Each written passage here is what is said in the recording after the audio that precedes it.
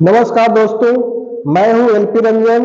मैं आप सभी का राजधानी कोचिंग सेंटर पटना के यूट्यूब चैनल पे स्वागत करता हूं। अभी हम लोग टीआरई 1 बीपीएससी द्वारा आयोजित टीआरई 1 के क्लास 9-10 के मैथ का सवाल सोल्व कर रहे हैं। पिछले वीडियो में मैंने क्वेश्चन नंबर 41 से 50 तक सोल्व किया था। अब मैं उसके आगे का सवाल सोल्व करूंगा। जिनके पास भी क्वेश्चन अवेलेबल नहीं होगा वो राजधानी कोचिंग सेंटर के टेलीग्राम चैनल से भी डाउनलोड कर सकते हैं। इसके टेलीग्राम चैनल का डिस्क्रिप्शन में लिंक दिया हुआ रहेगा, तो वहां से आप टेलीग्राम चैनल को सब्सक्राइब कर लें और वहां पर भी उपलब्ध रहेगा। तो चलिए स्टार्ट करते हैं। Next question 51 number. Question number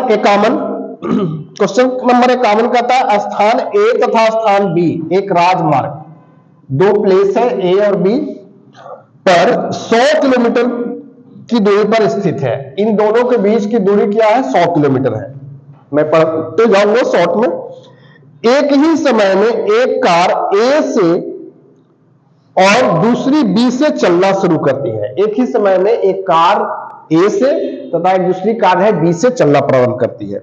यदि कारें एक ही दिशा में अलग अलग गति से चलती है तो वे 5 घंटे में मिलती है।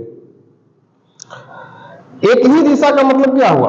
यदि मान लो कि एक से बी की ओर जा रहा है, बी से भी इधर भी आ सकता था, तो एक डायरेक्शन होगा एक ही दिशा में। इस तरह से चलेगी तो 5 घंटे में वे मिलते हैं दूसरे से। अब इस दशा में निश्चित ए से बी की ओर जा रही है, तो ए से जो कार चली है उसका स्पीड अधिक होगा, निश्चित होगा। ठीक। दूसरा कंडीशन कहता है कि यदि वे एक दूसरे की ओर चलती है, इस दशा में क्या है? 5 घंटे में मिलती है। 5 घंटा जब भी मिलेगा तो आगे मिलेगा कहीं। दूसरा है यदि वे एक दूसरे की ओर चलते हैं, मतलब इधर से चला ए, इधर से चलता है, तो ए कहां कितने देर में मिलता है? 1 घंटे में। 1 घंटे मिल जाता है, मतलब इन दोनों के बीच में मिलेगा। मान लो कि ए से जो चला कार उसका स्पीड ए है, बी से जो कार चला वो बी उसका स्पीड बी है। हम लोग मान के चले हैं कि ए से बी की ओर गया तो निश्चित तौर पे इसका स्पीड अधिक होगा। ठीक। अब चाहे विपरीत दिशा में हो या एक ही दिशा में हो, जब भी मिलेगी तो उसके लिए चाल क्या होगा? रिलेटिव स्पीड, सापेक्ष चाल। तो जब एक ही दिशा में होती है तो सापेक्ष चाल क्या कैसे निकालते हैं? माइनस करते हैं। जब सेम डायरेक्शन में हो तो इस दशा में रिलेटिव स्पीड क्या होगा? ए से बी की ओर जा रहा है तो निश्चित ए का स्पीड बी से अधिक होगा, तो speed of A minus speed of B. अब आपको पता होगा कि चाल बराबर क्या होता है? दूरी बटे समय। तो इस चाल से कितनी दूरी तय करेगा? तो इन दोनों के बीच का डिफरेंस कितने घंटे समय, तो कितने घंटे में मिला? तो 5 घंटे में। मतलब यहां पे एक इक्वेशन आ गया हमारा, भागा दीजिए तो S A minus S B बराबर 20। जब विपरीत दशा में चलेगी दोनों एक दूसरे के, तो यहां रिलेटिव स्पीड कैसे निकालते हैं? दोनों चाल क्या हो जाएंगे? जुड़ जाएंगे। और इस दशा में दूरी भी कितने तय किया? दोनों मिलकर कितनी दूरी तय की? 100 किलोमीटर। कितने घंटे? तो 1 घंटे। दोनों ने एक ही समय चलना प्रारंभ किया था, दोनों ने एक ही घंटे चला, तो दूरी बटा समय, ये चाल मिला। अब एक कौन सा चाल? सापेक्ष चाल। यहां पे 100। अब ये दो समीकरण हो गए एक ढंग से, इसको बीच में हटा दें, ये दोनों जोड़ेंगे तो कट गया। ट्वाइस ऑफ ए से बराबर 120, मतलब स्पीड ऑफ ए 60। अब इसका वैल्यू किसी एक समीकरण में पुट कर दो, मान लो इसमें पुट कर दिया स्पीड, तो यहां क्या हो जाएगा? स्पीड ऑफ बी कितना हो जाएगा? इसी में पुट कर दो 60, तो speed of B 100 minus 60 40 kilometre प्रति घंटा। किलोमीटर प्रति घंटा निकालना क्या था हमको? दोनों कारों की गतियां, तो दोनों का गति निकल गया, एक 60 दूसरा 40, इसमें विकल्प हमारा ए था। तो इस समझाने में समय लगा, बट बिल्कुल 30 सेकंड का सवाल है। ऑप्शन से भी डायरेक्ट हिट एंड ट्रायल कर सकते थे। ए ऑप्शन सीधा दिख रहा है कि विपरीत दिशा में चलेगी तो टूल 100 किलोमीटर 1 घंटे में। तो आप देख लेंगे कि दोनों चाल का कौन सा ऑप्शन है जो योग 100 है। हालांकि इसमें ऑप्शन सेट किया था कि सभी चाल का ऑप्शन जो था जिसका योग 100 था, तो आपको अंतर से देखना पड़ता कि अंतर किसका 20 है। तो जो हिट एंड ट्रायल से ऑप्शन से देख सकते थे कि योग 100 होना चाहिए था, अंतर 20। जिसका भी ऑप्शन में अंतर 20 मिल रहा है, योग 100 मिल रहा है, वही आंसर होगा। तो ऑप्शन से भी आप इसको सोल्व कर सकते थे। अब आते हैं अगले सवाल।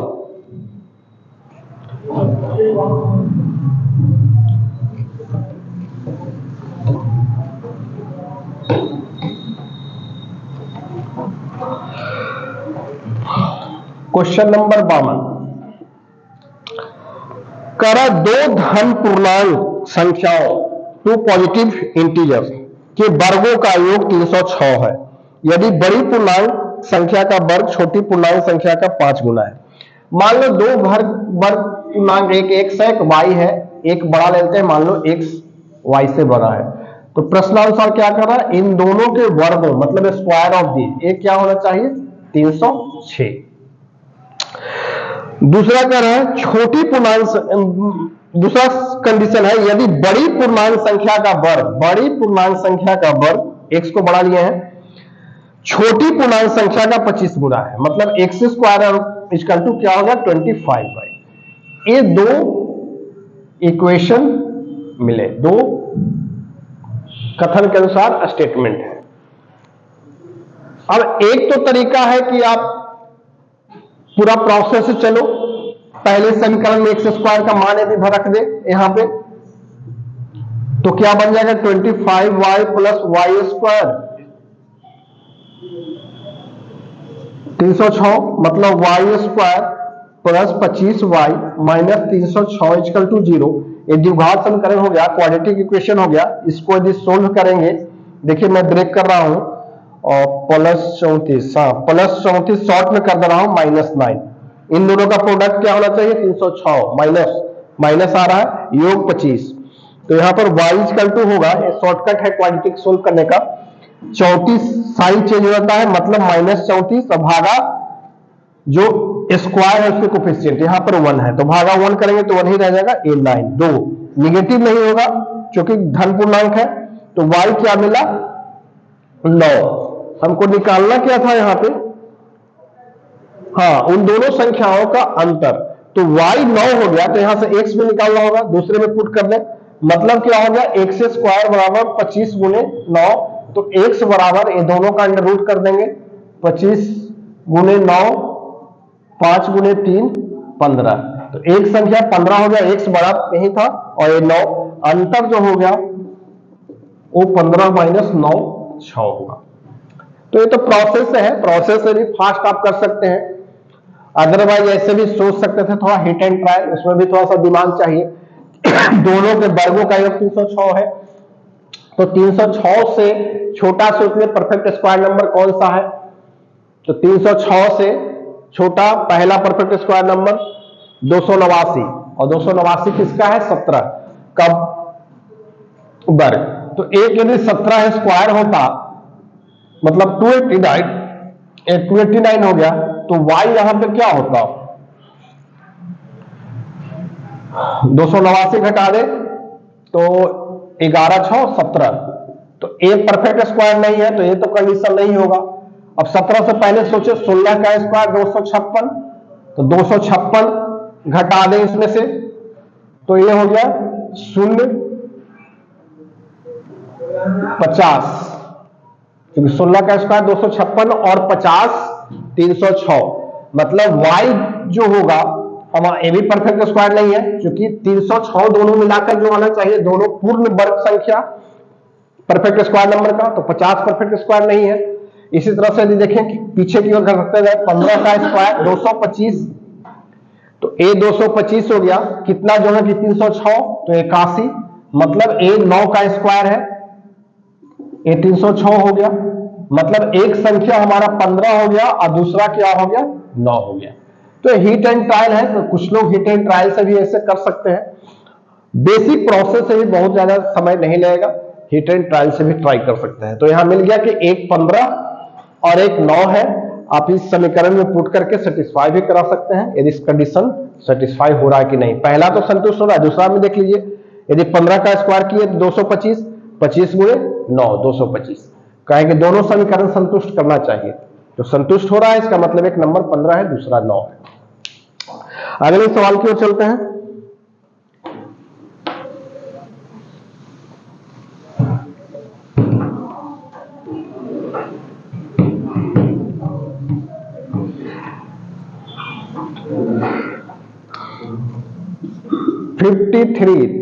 सांख्यिकी का सवाल है। एक क्लास फ्रीक्वेंसी दिया है। क्लास क्या क्या है? 0 से 10, 10 से 20, 20 से 30, 30 से 40, 40 से 50, 50 से 60। इसके फ्रीक्वेंसी 3, 9, 15, 30, 40 से 50, 18 ये फ्रीक्वेंसी है। निकालना क्या है? मॉडल क्लास बहुलक वर्ग, यही आपको फाइंड करना है। बहुलक हिंदी में भी हालांकि मॉडल नहीं लिखा है, तो कौन सा होगा? तो मॉडल क्लास वही होता है जिसकी फ्रीक्वेंसी हाईएस्ट होती है। एक क्या होता है? हाईएस्ट फ्रीक्वेंसी जिसका होगा आवृत्ति। फ्रीक्वेंसी को हिंदी में क्या होता है? आवृत्ति। तो हाईएस्ट फ्रीक्वेंसी किसके है? 30। तो इसी क्लास को मॉडल क्लास, अर्थात यहां पे मॉडल क्लास क्या हो गया? 30 40। ये हमारा विकल्प में था बी 30 40, तो यही हमारा उत्तर हो गया। हाँ, यहां पर यह होता कि हाईएस्ट ही 2 में रहते तो फिर क्या लेते? तो वहां पे सेकंड हाईएस्ट लेते हैं। तो ये बेसिक सवाल है, ऐसा नहीं है सांख्यिकी का, स्टैटिस्टिक्स का। अगले सवाल।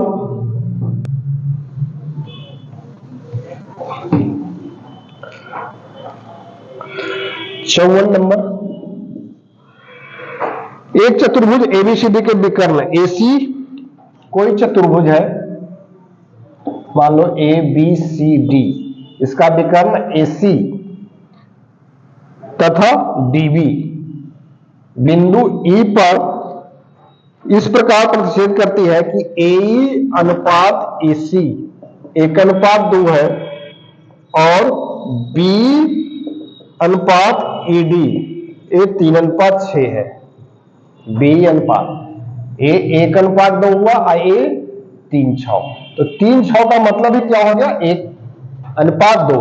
मतलब क्या हुआ कि ए बटा ईसी बराबर बी बटा ईडी। तो एक कहां पर होता है? विकल्प में था हमारा एक यादृच्छिक चतुर्भुज एन आर्बिटरी क्वाड्रिलेटरल, बी था एक समचतुर्भुज मतलब रोम्बस, एक समांतर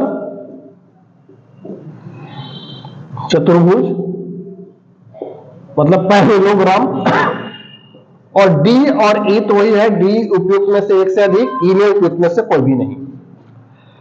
अब यहां पे बता रहा हूं रोम्बस और पैरेललोग्राम दोनों में क्या होते हैं कि डायगोनल जो है बराबर बराबर मतलब 1:1 में काटता है, 1:1 में।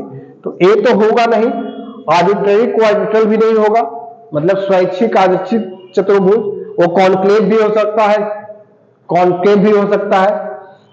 कॉन्केव का मतलब जिसका अंदर की ओर, कॉन्वेक्स और कॉन्क्लेव, तो अंदर की ओर जिसका वर्टेक्स हो तो उसमें हो सकता है, वहां पे भी ये नहीं होगा।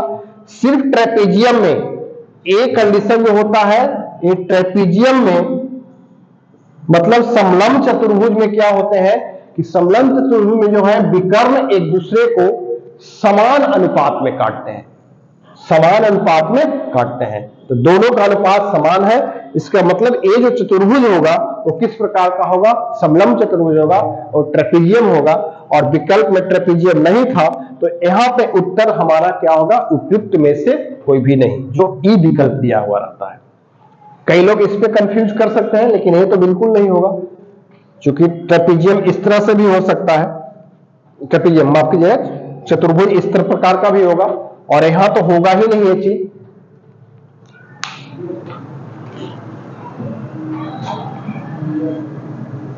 इस तरह से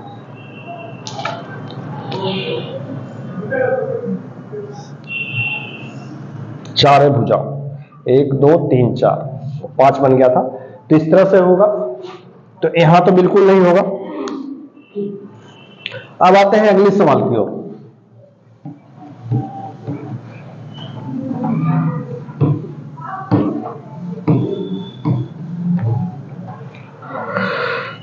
क्वेश्चन नंबर 55, 55 नंबर।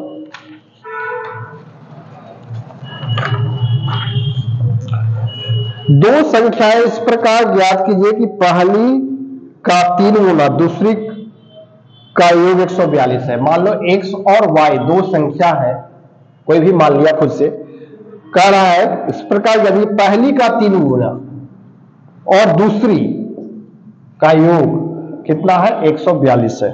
ठीक, दूसरा कथन कर रहा है पहली का 4 गुना और पहली का 4 गुना दूसरी संख्या से 138 अधिक है, दूसरी संख्या से 138 अधिक है, मतलब this 4x minus y equal to 138। यही समीकरण बनेगा, दो समीकरण बन गया, दोनों को जोड़ेंगे y एलिमिनेट हो जाएगा, 7x बराबर ये हो गया 280, मतलब x बराबर 40, x का वैल्यू कहीं पुट कर दो, इसमें पुट कर दो, 40 से 120, तो y इक्वल टू क्या हो गया, उधर माइनस करोगे 22, x और y निकालना क्या था, 138 अधिक है, दोनों संख्याएं ज्ञात करना था, यही दोनों संख्या होगा 40 और 22, हमारा ऑप्शन सी था। बहुत आसान सवाल था, बेसिक लीनियर क्वेश्चन पे आधारित वर्ड प्रॉब्लम। अगले प्रश्न 56 नंबर।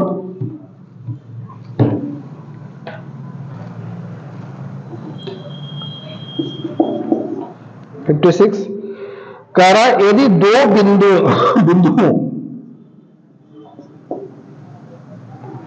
K4 तथा -3 -2 ये दो पॉइंट है, मतलब दो पॉइंट का कोऑर्डिनेट दिया है, नियामक दिया है, कोऑर्डिनेट ज्योमेट्री का क्वेश्चन होगा, को मिलाने वाली रेखा की प्रवणता, इसका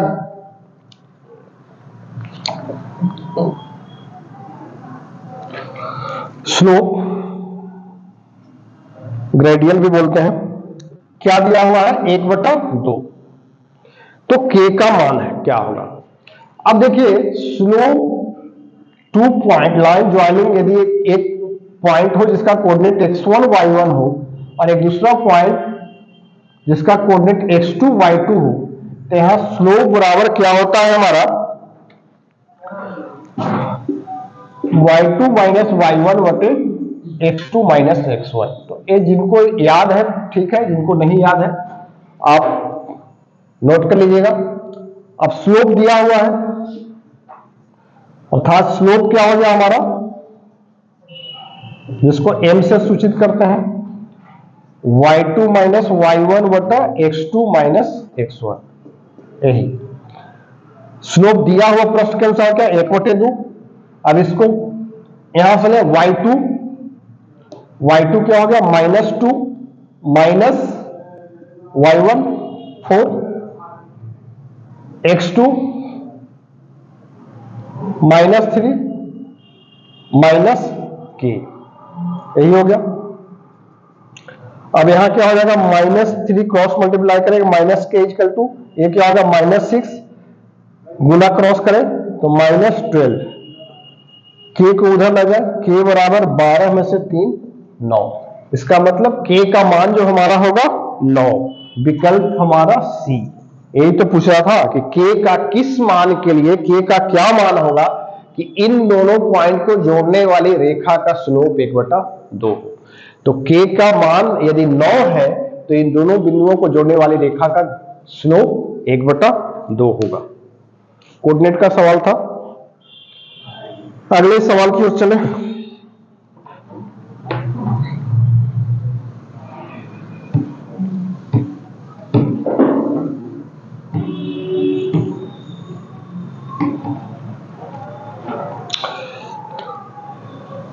फिफ्टी 57 नंबर, बहुत अच्छा सवाल पूछा है, बहुत अच्छा है सवाल। कह रहा है दौरे पर गए एक व्यक्ति, दौरा मतलब कोई टूर पे, कोई व्यक्ति के पास अपने खर्च के लिए कितना रुपया है? कुल 4200 रुपया। कोई टूर पे कोई व्यक्ति जाता है, वो 4200 रुपया लेकर जाता है। यदि वो अपने दौरे को 3 दिनों के लिए बढ़ा देता है, 3 दिन के लिए बढ़ा दिया, कोई सर्टेन टाइम लेकर गया होगा, 10 दिन 20 दिन कुछ भी, तो उसे अपने दैनिक खर्च में 70 रुपए की कटौती करनी होगी।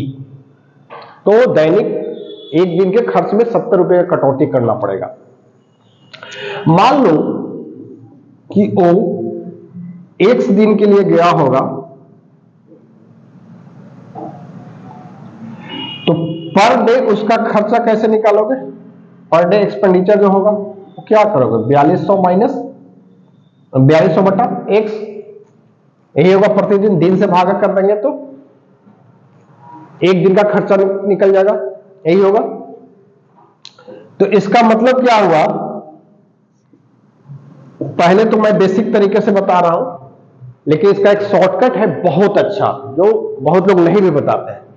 प्रश्न कह रहा है कि 3 दिन यदि दौरा बढ़ा दिया जाए, मतलब यहां पे x प्लस 3 दिन हो गया, x प्लस 3 दिन, तब पर डे प्रतिदिन का उसका खर्चा क्या हो जाएगा? 4200 बटे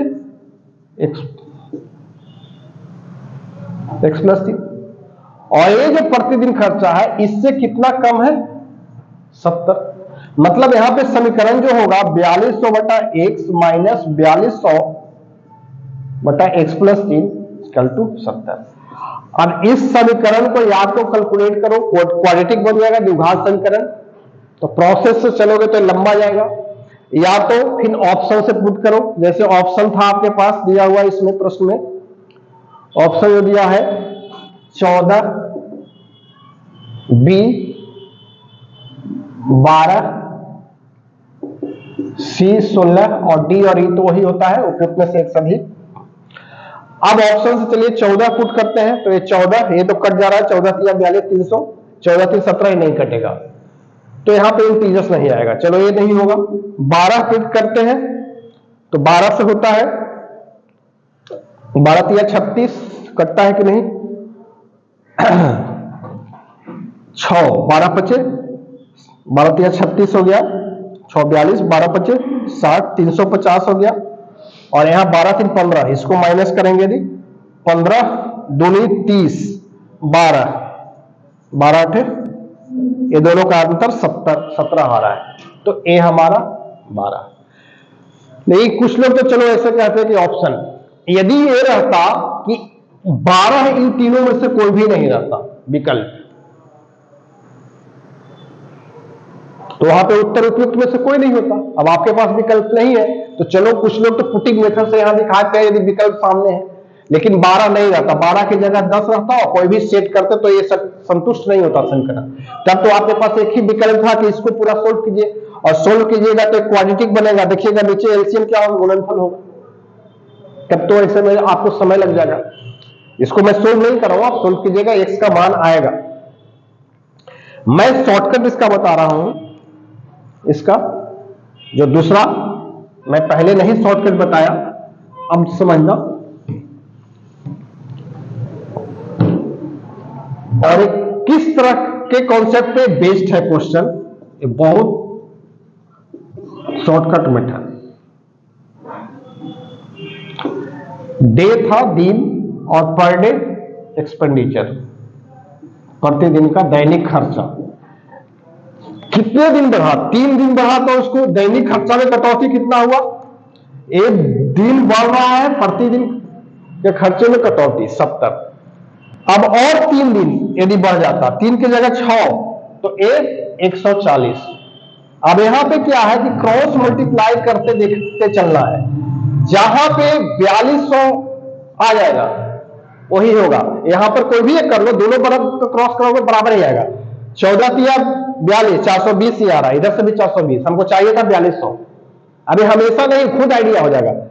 3 6 फिर 3 कम, 3 दिन बढ़ाए, यदि 9 दिन हो गया तो यहां क्या होना चाहिए, 7 दूनी 14, 70, फिर जोड़ेंगे 210। यहां भी देखो गुणा करोगे 14 छबिल से 1200 आएगा, नहीं आएगा। अभी और करो 12, यहां 3 और बढ़ाए तो यहां क्या होगा 280, क्रॉस मल्टीप्लाई करो यदि 28 नमा नहीं हो रहा है 4200, 28 10 से भी गुना करोगे 2800 होगा, मैंने 2800 भी 4200 होना चाहिए। मैं क्या बोला, क्रॉस मल्टीप्लाई करने पे जहां पे 4200 मिल जाएगा, टोटल एक्सपेंडिचर 4200।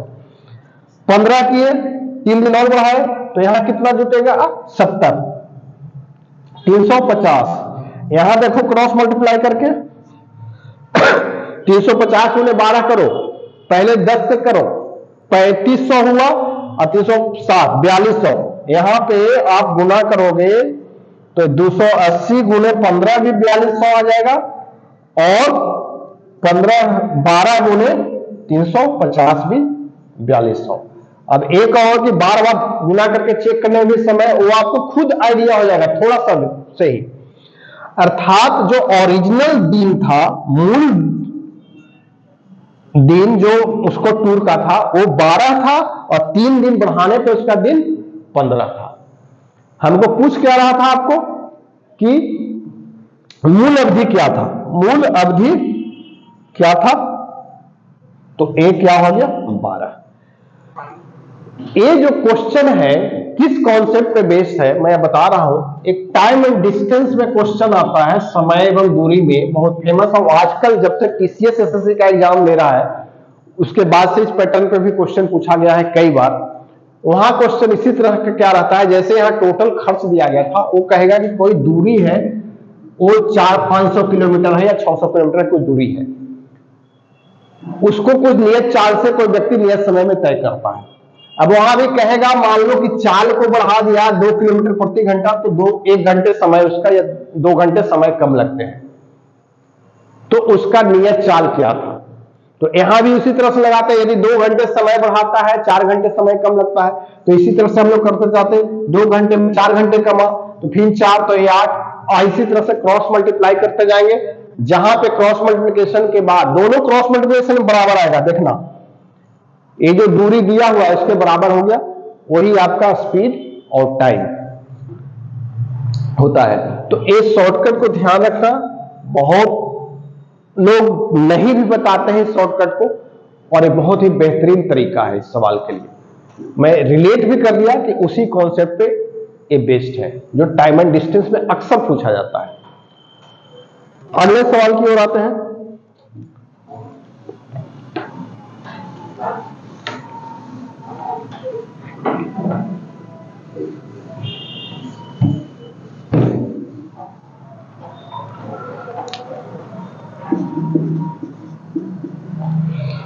Question number 58। एक मोटर बोट, नौका भी कह सकते हैं, जिसकी स्थिर जाल में गति शांत जल में, मान लो कि एक शांत जल में है, वो क्या कर रहा है 18 किलोमीटर प्रति घंटा है। धारा के विपरीत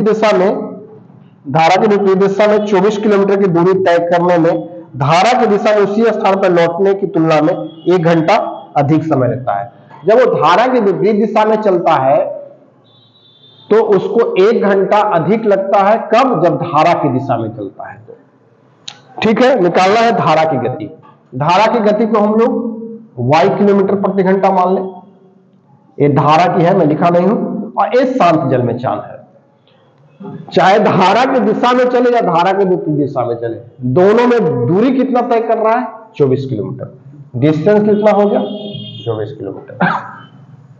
हाँ, दोनों दूरी तय करने में समय में अंतर 1 घंटे का आ रहा है। समय क्या होता है, दूरी बटे चाल। अब मान लो समय कौन सा अधिक लग रहा है, जब धारा के विपरीत दिशा में चलेगा। तो धारा के विपरीत दिशा में चलता है तब जो चाल होगा वो क्या होना चाहिए, चूंकि जो शांत जल में जो चाल होता है उसमें से धारा का चाल माइनस होता है, 18 माइनस y। धारा का दिशा में दूरी कितना तय करेगा? 24। तो धारा के दिशा में चाल क्या होता है? क्योंकि धारा के दिशा में चलेंगे तो जो शांत जल में आपका चाल था उस चाल से नहीं चलेगा, क्योंकि धारा आपको क्या करेगा? सपोर्ट करेगा। तो धारा की चाल क्या हो जाएगा? झुक जाएगा। तो यहां पे क्या हो जाएगा? 18 जोड़ y। अब ये दोनों समय का अंतर क्या होना चाहिए? 1। यहां पर इन दोनों समय का अंतर जो होगा वो हमारा 1 घंटा होगा। अब यहां पर यदि विकल्प में है y का मान, तो आप y का मान पुट करके सेटिस्फाई करिए। नहीं विकल्प में रहेगा तो यहां पे आपको इक्वेशन ये सोल्व करना पड़ेगा। यहां पे द्विघात समीकरण बनेगा, क्वाड्रेटिक इक्वेशन बनेगा। यहां पे मैं सोल्व नहीं कर रहा हूं। विकल्प में देखिए क्या हो रहा है। विकल्प में था -54 किलोमीटर प्रति घंटा, बी विकल्प था 6 किलोमीटर प्रति घंटा, सी जो है 10 किलोमीटर प्रति घंटा, और डी और ई निगेटिव में कभी चाल नहीं होगा। y का मान निकालना है। y का यदि 6 यहां रखते हैं तो क्या हो रहा है? 18 - 6 12 हो गया। ये कितना हो गया? 2। 24 में 12 से भागा दीजिएगा। 18 जो 6 क्या हो गया? 24। ये क्या हो गया? 1। 2 - 1 ये संतुष्ट कर गया। मतलब निश्चित तौर पे जो y का मान है, जो धारा की चाल होगा वो 6 किलोमीटर प्रति घंटा। हाँ, यदि विकल्प में से इसमें कोई भी नहीं होता तब इस समीकरण को सोल्व करना होता, और आप इसको सोल्व कीजिएगा। नीचे एलसीएम इन दोनों का प्रोडक्ट होगा इस तरह से, तो ये तो आप कर लेंगे। इस तरह से द्विघात समीकरण बनेगा। द्विघात समीकरण का y का मान निश्चित आपका 6 किलोमीटर प्रति घंटा होगा। अगले सवाल की ओर। हालांकि ऐसे सवाल में ज्यादातर ऑप्शन सामने रहते हैं, और नहीं रहेगा तभी आपको एक काम करने की जरूरत पड़ेगी।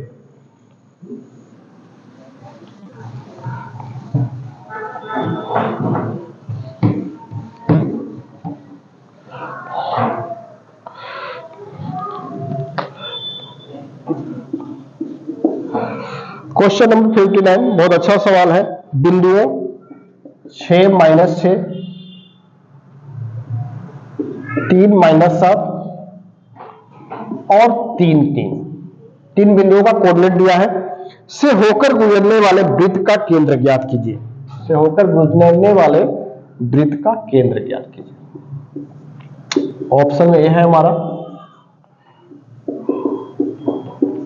डी और ई है। एक क्वेश्चन जो पूछा गया है, मैं इन्हें बता दूं कि एनसीईआरटी बुक, इसीलिए मैं बोलता हूं कि एनसीईआरटी जरूर बनाएंगे। क्लास 10th का एक्सरसाइज 7.4 ऑप्शनल है। आप स्टार मार्क रखा हुआ ऑप्शनल, जो कहता है कि आप बना भी सकते हैं, नहीं बना, उसका क्वेश्चन नंबर 3 है। सीधा सवाल एनसीईआरटी क्लास 10वां का एक्सरसाइज 7.4 आप देख लीजिएगा, चेक कर लीजिएगा कि ये क्वेश्चन सीधा उसी का है कि नहीं। कह रहा है 3 बिंदु से होकर गुजरने वाले वृत्त का केंद्र का नियामक बताना है, कोणिक बताना है। अरे 10वें क्लास का सवाल है, या तो 10वें क्लास के स्टैंडर्ड से बना है या ऊपर के। यदि सर्कल का जनरल इक्वेशन से चलेंगे तो 10th क्लास में नहीं पढ़ना है, वो 10th क्लास से ऊपर का लेवल हो जाएगा ग्रामर। लेकिन मैं उस लेवल में नहीं आपको ले जाना चाहता हूं। मैं 10th स्टैंडर्ड को ही मान के चले कि 10th स्टैंडर्ड का सवाल है और 10th स्टैंडर्ड का सवाल ही हो तो कैसे बनेगा।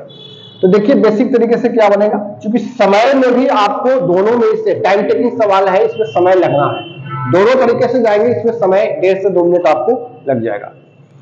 सेंटर है, तीनों बिंदु इसी पे है। मान लो कि यहां पे नाम नहीं दिया है, लेकिन मान ले कोई कि ए बिंदु होगा वो 6 - 6, बी बिंदु होगा 3 - 7, और सी बिंदु जो होगा वो 3 3, यही है। केंद्र ओ है जिसका नियामक निकालना है, हम खुद से XY मान लिए। अब देखिए किसी भी वृत्त में केंद्र से जो परिधि की दूरी होती है वो क्या होता है वृत्त का, वो रेडियस होता है, त्रिज्या होता है, और ये हमेशा त्रिज्या क्या होगा, बराबर होगा। क्योंकि बिंदु कहां पे है, एक परिधि पे है। सर्कल पर का मतलब क्या है, उसका परिधि पे है। मतलब यहां पे OA, OB और OC तीनों क्या होगा, बराबर होगा। अब OA का मान निकालने डिस्टेंस फार्मूला से, सो डिस्टेंस फार्मूला हमको 10th तक पढ़ना है। दो पॉइंट के बीच का distance x1 minus x2 square जोड़ y1 माइनस y2, तो इसके निकालेंगे तो मान लो करेंगे x माइनस 6 का स्क्वायर जोड़ y माइनस 6, तो माइनस से क्या हो जाए, ये होगा। OB की बात हो गया तो x माइनस 3 का स्क्वायर जोड़ y माइनस 7, तो y प्लस 7, ये दूसरा समीकरण। OC जो होगा x माइनस 3 का स्क्वायर जोड़ y माइनस 3 का स्क्वायर। ठीक, अब ये तीनों आपस में बराबर है। मान लो कि OA बराबर OB है, तो यहां से OA स्क्वायर बराबर OB स्क्वायर होगा, तो इसका स्क्वायर करोगे तो रूट हट गया, मतलब x माइनस 6 का होल स्क्वायर जोड़ y प्लस 6 का होल स्क्वायर बराबर x माइनस 3 का होल स्क्वायर जोड़ y प्लस 7 का होल स्क्वायर।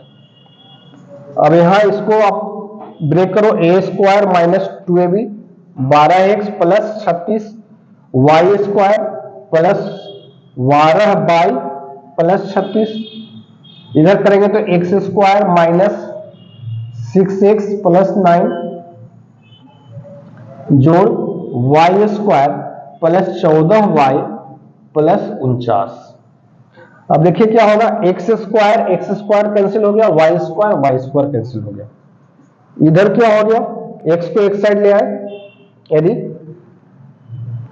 माइनस 12x इधर ले आते हैं तो प्लस 6, या इसी दोनों को उधर ले चल जाए, कर देते हैं उधर, इसको इधर ले जा रहे हैं तो क्या हो जाएगा, माइनस 12 प्लस हो गया, तो उधर हो गया 6x और उधर 12 बाई उधर गया है तो माइनस हो गया, तो प्लस 2y। और 36 36 72 में से उधर से ले आए 49 जोड़ 9, कितना हो गया, 58। 49 59 58, 58 माइनस होगा 72 में से, तो 72 माइनस 58 करोगे तो यहां हो जाएगा 14। यहां समीकरण मिल गया, 2 कॉमन लेंगे तो 3x plus Y equal to 7, एक समीकरण मिल गया। ये तो इससे आया, थोड़ा सा लंबा है क्वेश्चन। इसी तरह से OB बराबर यदि OC करें तो OB स्क्वायर बराबर OC स्क्वायर होगा, ये दोनों का।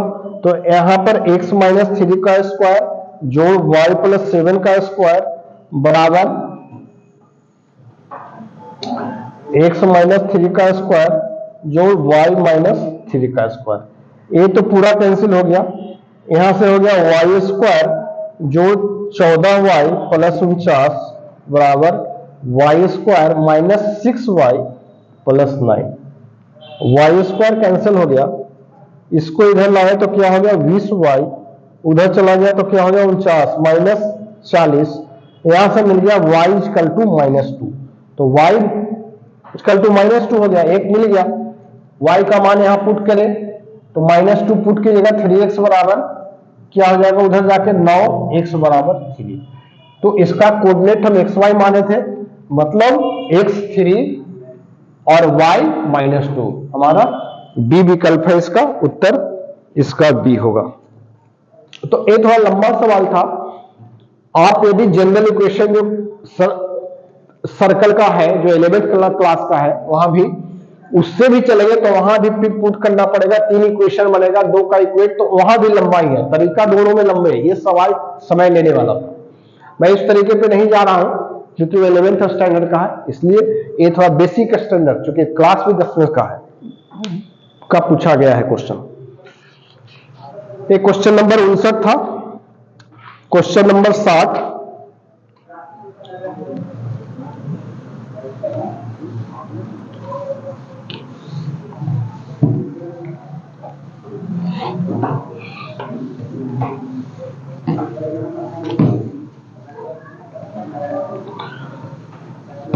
आपको एग्जाम में कभी कभी 1-2 सवाल ऐसे पूछेंगे जिसमें समय ज्यादा लगेगा, वहां पे खुद समझना है कि इसको अभी नहीं, समय कम है, तो आप उसको बाद में अटेम्प्ट करें, समय बचे तो चूंकि जानबूझकर पूछा जाता है कि आप अपने समय को वेस्ट करें। 60वां नंबर, दो पानी के नल, कोई P1 और P2 मान लो पाइप है, ठीक है, एक साथ एक टंकी को, ये दोनों जब एक साथ भरते हैं, एक साथ जब चलते हैं, एक टंकी को 9.3/8 घंटे में भर देता है, मतलब 8×9 = 75/3 घंटे में ये दोनों भर देता है, एक साथ खुलते हैं तो। पाइपिंग सिस्टम टॉपिक का हुआ। यदि नल जिसका व्यास अधिक है, जिसका डायमीटर अधिक है, टंकी को अकेले भरने में छोटे व्यास वाले नल से 10 घंटे कम लेता है, तो निश्चित तौर पर जिसका व्यास ज्यादा होगा वो समय कम लेगा। मान लो कि इसका व्यास ज्यादा होगा, व्यास इसका ज्यादा हो P1 का डायमीटर, तो निश्चित P1 कम समय लेगा, ठीक है। तो प्रत्येक नल द्वारा टंकी को भरने में लगा समय, यदि बेसिक तरीके से चले तो समय लग जाएगा। इक्वेशन क्या बनेगा, इसमें भी ऑप्शन का सहारा लेते हैं, मतलब बेसिक तरीके से भी सोच लें कैसे बनेगा। मान लो कि इसका व्यास ज्यादा है, मैंने कहा कि P1 का, और P1 जो है यदि T आवर्स लेता है समय, तो व्यास इसका ज्यादा है वो समय कम लेगा, तो इसका P2 कितना होगा, T प्लस व्यास पहले पाइप का अधिक है तो पहले पाइप कम समय लेगा, दूसरा पाइप अधिक लेगा। अब इक्वेशन क्या बनेगा यहां पे कि 1/T जो 1/T + 10 बराबर 1/1 घंटे में, ये 75/3 घंटे में पूरा टंकी, तो 1 घंटे में कितना होगा, 1 घंटे में भरा हुआ समय बेसिक तरीके से, तो 3/75। अब इस तरीके से चलिएगा, आपको समय लगना ही लगना है। हम यहां पर ऑप्शन का सहारा लेते हैं। ऑप्शन मेरे पास क्या था, 10, 20, 15, 25, सी है 5, 15। हम लोग शॉर्टकट जानते हैं कि कोई पाइप हो या कोई व्यक्ति हो, मान लो कोई ए व्यक्ति कोई काम को x दिन में करता है, बी व्यक्ति y दिन में करता है। यह क्वेश्चन है कि ए पाइप x घंटे में भरता है, बी पाइप y घंटे में करता है, तो दोनों मिलकर जो करेगा वो क्या होगा, xy/x + y। एलसीएम मेथड से ही आया है, एलसीएम मेथड से यही आना चाहिए। यहां पर ऑप्शन ए है मेरा 10, 20, ठीक है, बाकी डी और ई है, मतलब ए 10 घंटे में भरता, बी 20 घंटे में भरता, तो इस कंडीशन में दोनों मिलकर क्या होता, 10 × 20/10 जोड़ 20, मतलब 10 × 20/30, 20/3 आना क्या चाहिए था, 75/3, तो ए विकल्प नहीं है। दूसरा विकल्प देखें, 15 × 25/15 जोड़ 25 कितना हो गया, 40, कट करें 5 × 5 = 25, 5 × 8 = 75/8। मतलब यदि 15/25 है कि एक पाइप 15 घंटे में अकेले भरता है, दूसरा पाइप 25 घंटे में, तो दोनों मिलकर 75/8, और प्रश्न में हमारा समय यही 75/8 दिया हुआ है। सॉरी यहां पे 8 है, 75/8, 9×72 75/8, तो 75/8 है। इसका मतलब हमारा उत्तर क्या होगा, बी विकल्प। हाँ, विकल्प कोई भी नहीं है तब तो आपको इस तरीके से ही सोल्व करना होगा, और यहां भी आपको द्विघात समीकरण बनेगा, उसमें आपको समय लगेगा ऐसे प्रश्नों में। तो हम लोग आज के लिए है इतना ही, अब आगे का क्वेश्चन अगले वीडियो में बताएंगे, तो आप निरंतर वीडियो में बने रहेंगे। आज के इतना ही, बहुत बहुत धन्यवाद।